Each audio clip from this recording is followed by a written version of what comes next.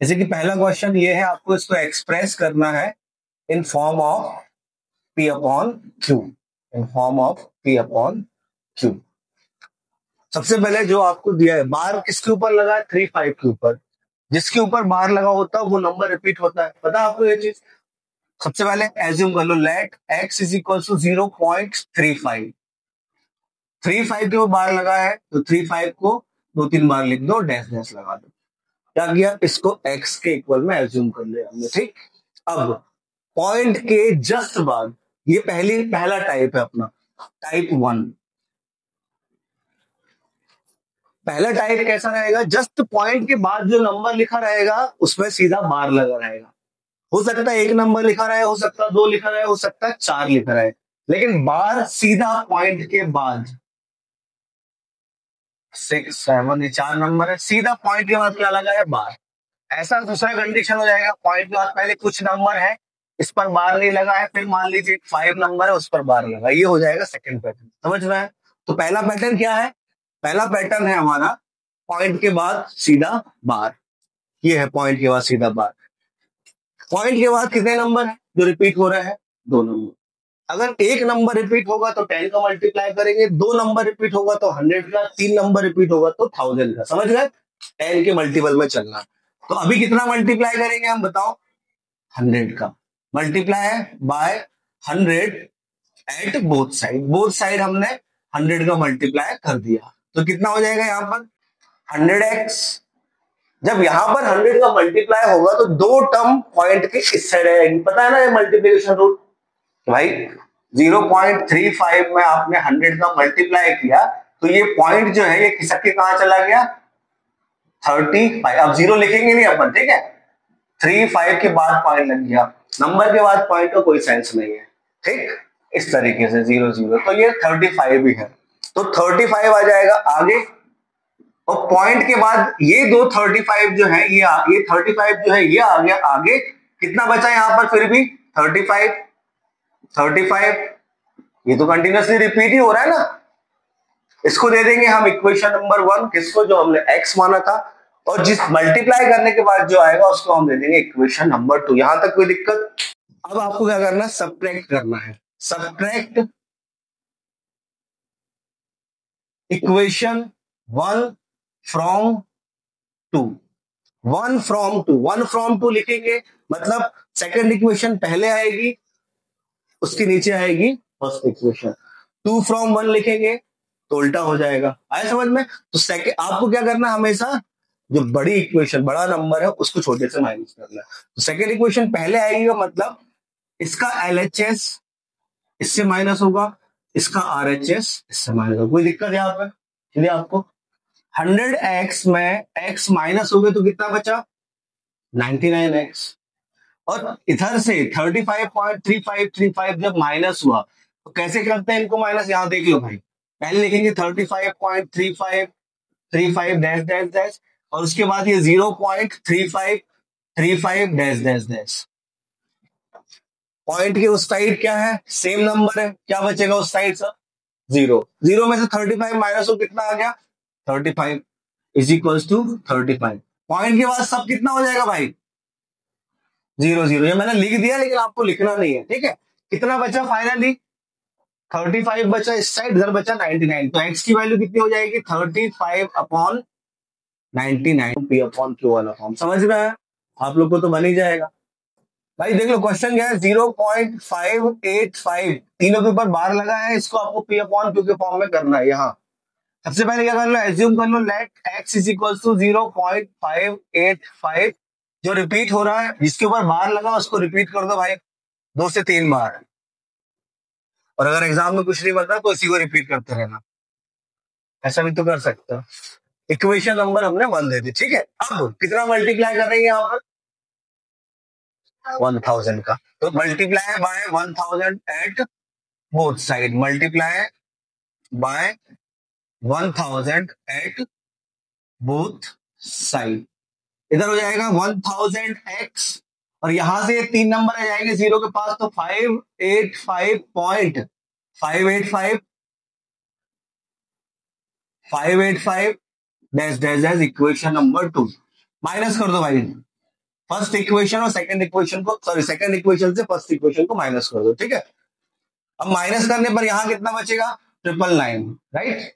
999, 1000 minus 1000 x minus x कितना हो जाएगा, 999x। और 585 इधर कितना आ गया, 585, और पॉइंट के बाद सब क्या हो जाएगा, 0।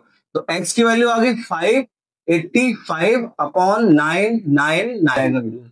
3 3 9, 3 3 9, 3 3 9, 3 1 3, रिमेनिंग 2, 3 9 27, 3 5 15, 3 6 18, रिमेनिंग 1, 3 5 15, 1।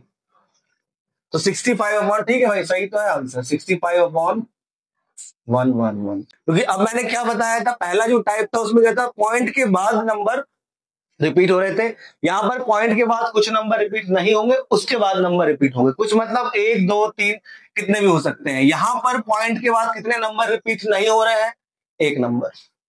और कितने नंबर रिपीट हो रहे हैं, 1 number. Let x is equal to 0.3222 dash dash equation number 1। हमारा पहला काम रहेगा, जितने नंबर रिपीट नहीं हो रहे हैं उनको पॉइंट के यहां लाना। कितने नंबर रिपीट नहीं हो रहा है, 1 नंबर। मतलब कितना मल्टीप्लाई करेंगे बोथ साइड, 10 का, है ना, वही रूल। 1 नंबर तो 10 का मल्टीप्लाई, 2 नंबर तो 100, 3 नंबर तो 1000। तो कितना मल्टीप्लाई करते हैं भाई, multiply by 10 at both side. तो 10 का मल्टीप्लाई कर दिया तो ये हो जाएगा 10x इज इक्वल्स टू एक नंबर जो 3 है वो आ जाएगा पॉइंट के यहां, तो हो जाएगा 3.222 डैश डैश इक्वेशन नंबर 2। कोई दिक्कत यहां पे। अब ये बन गया हमारा वैसे जैसे पहले क्वेश्चन था। अब कितने नंबर रिपीट हो रहे हैं पॉइंट के बाद, एक और नंबर रिपीट हो रहा है 2। तो अब दोबारा इसमें कितना मल्टीप्लाई कर देंगे, 10 का। ठीक है भाई, कर लिया, अच्छी बात है। Multiply by 10 at both side, both side. तो ये हो जाएगा 100x, और यहां 10 का मल्टीप्लाई हुआ तो अब 2 निकल के इस साइड आएगा तो जाएगा 32.222 इक्वेशन नंबर 3, इक्वेशन नंबर 2। कोई दिक्कत यहां पे। अब माइनस कर दो, इक्वेशन नंबर 3 कर दो माइनस किससे, इक्वेशन नंबर 2 से। अब वो लिख लेना आप statement, subtract this from this, लिख लोगे ना। 100 में से 10 या कितना आ गया, 90x। 32 में से 3 माइनस होगा तो कितना आएगा, 29। और पॉइंट के बाद सब कितना हो गया, 0 0 0। तो x की वैल्यू कितनी आ गई, 29 अपॉन 90। भाई जिसको लग रहा है कि क्वेश्चन जल्दी हो रहा है तो उनके लिए ये एक्स्ट्रा क्वेश्चन, ठीक है। करूँ सॉल्व, चलो देखो यहाँ पर क्वेश्चन है 15.712 12 के ऊपर बाहर लगा है। सबसे पहले एज्यूम कर लो, let x is equal to 15.712 dash dash equation number 1। क्या था रूल हमारा, पॉइंट के बाद कितने नंबर रिपीट नहीं हो रहा है, 1। तो कितना मल्टीप्लाई करेंगे, 10 का। तो लिख दोगे multiply by 10 at both side, तो ये हो गया 10x इज इक्वल टू, एक ही नंबर इधर आ जाएगा तो होगा 157.12 डैश इक्वेशन नंबर 2। कोई दिक्कत यहाँ पे किसी को। अब कितने नंबर रिपीट हो रहे हैं, 2 नंबर। तो कितना मल्टीप्लाई करेंगे, 100 का। तो multiply by 100 at both side, तो ये हो गया कितना, 1000 इज इक्वल्स टू, अब 2 नंबर इधर आएंगे पॉइंट के, 157.12 डैश डैश इक्वेशन नंबर 3। भाई ये डैश डैश लगाया ना, इसका मतलब ये है कि अनंत काल तक चलते जा रहे हैं ऐसे 1 2 1 2 1 2 1 2। अब इक्वेशन नंबर 3 और इक्वेशन नंबर 2 को क्या कर दो, माइनस कर दो इन दोनों को। तो 1000 में से 10 माइनस हुआ तो कितना हो जाएगा, कैरी कैरी करके आ जाओ, तो ये है कितना आपका 0। यहां पर कितना हो जाएगा आपका 990x। Good question. हाँ, कोई दिक्कत नहीं है यहाँ पर, पीछे आप दोनों को फिजिकल से कितना हो जाएगा, 1555 अपॉन 990। 3 से कर दो डिवाइड, 3 3 जा 3 3 जा 0, 3 5 जा 15, 3 1 जा 3, रिमेनिंग 2, तो 25 कितना हो जाएगा, 3 8 जा रिमेनिंग 1, 3 5 जा 15। मतलब x की वैल्यू आ गई 5185 अपॉन 330। एक बड़े नंबर आए तो रूल लगा लेना आप लोग 3 का, सबको ऐड कर देना नंबर को, और जो नंबर आया अगर वो 3 से डिविजिबल है, 9 से है, तो वो पूरा पूरा जाएगा 3 और 9 से, समझ रहा? 0.5।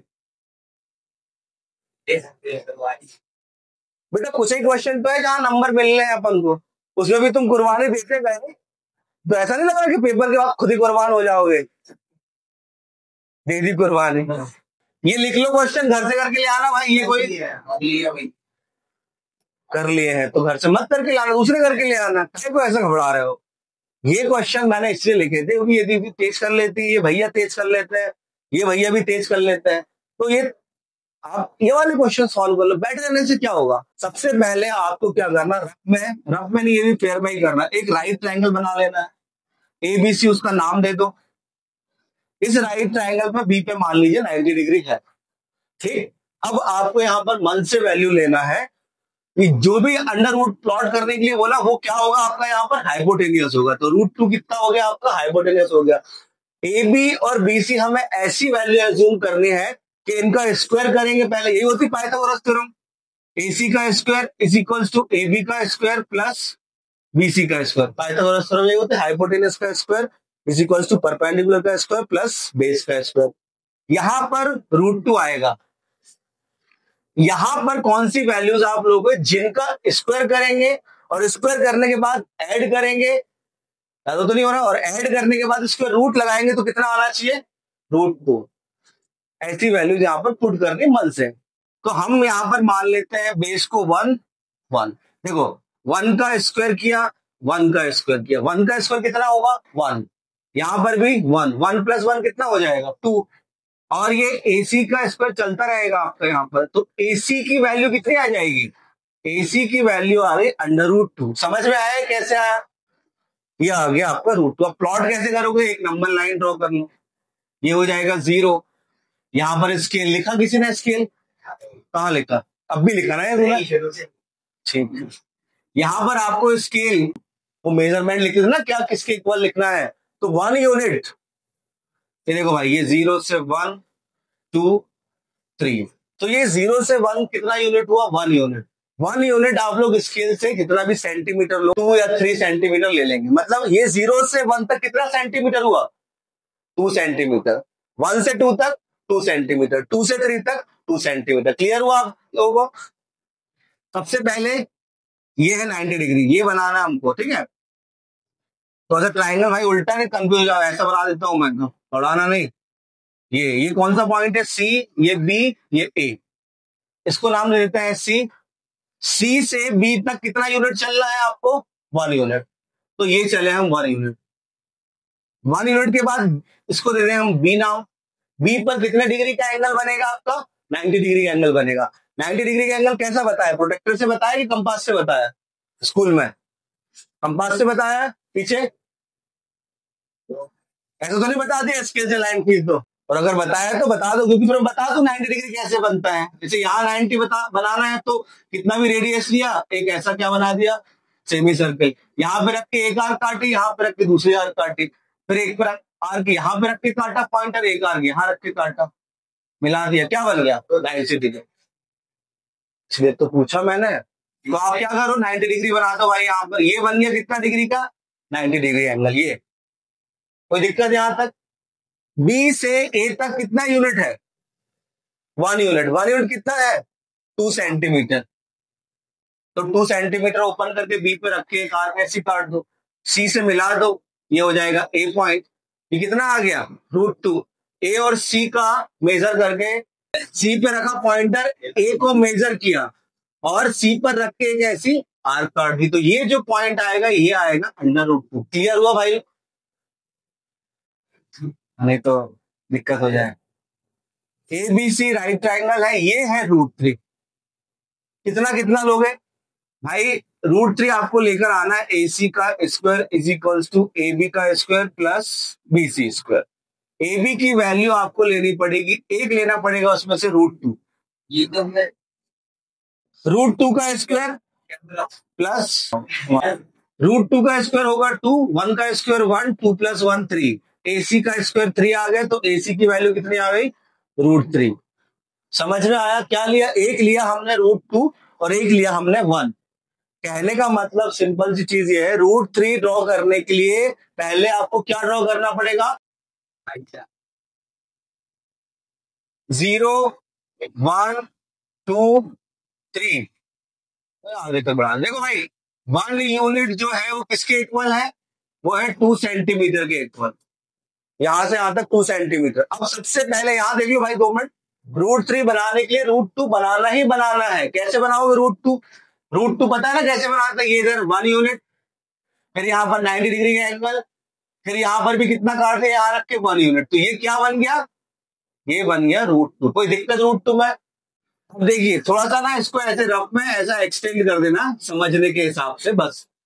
अब नंबर लाइन हमारी अभी ऐसी थी, अब लाइन ये जो सीधी लाइन दिख रही है, ये बना लिया हमने √2। √2 के बाद कितना यूनिट है भाई? यहाँ पर 1 यूनिट। मतलब अब ये सीधी लाइन जो मैंने एक्सटेंड करी है, इस पर 90 डिग्री बनाना है, तो इस पर 90 डिग्री ऐसे ही बनेगा। अब इस 90 डिग्री पे कितना यूनिट काटना है? ये कितना यूनिट है? 1 यूनिट। तो यहाँ पे रख के 1 यूनिट मतलब 2 सेंटीमीटर कट कर देना। अब नाम ले दो भैया, बोल रहे ABCD, और इस A से D तक मिला दिया, कंपास रखा A पर, मेजर किया D तक, और A पर रखकर ऐसे एक आर्क काट दी। तो ये जो पॉइंट आएगा ये आ जाएगा √3।